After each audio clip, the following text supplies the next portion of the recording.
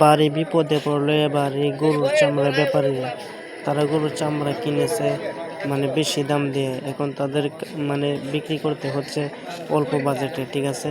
তো তাদের কিনা হচ্ছে 500 থেকে 600 টাকা, এখন তারা বিক্রি করতেছে এখানে 300 থেকে 350 টাকা, ঠিক আছে। তো একবার ভাবেন যে কত কত টাকা তারা লস এবার খাবে। তাই ব্যবসা যদি করার ইচ্ছা থাকে তাহলে অবশ্যই ভেবেচিন্তে করা উচিত ব্যবসা, ঠিক আছে। তো যাদের ব্যবসা মাথায় আছে তারা অবশ্যই ভেবেচিন্তে এগুলো ব্যবসা করবেন।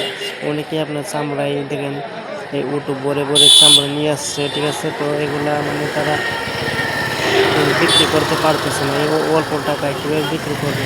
তারা কিনে আনছে আপনার গৃহস্থের কাছ থেকে 500-600 টাকা করে, এখন তারা বিক্রি করতেছে এখানে কত 300 থেকে 350 টাকা। এখন ভাবেন যে তারা কতটুকু লসে আছে।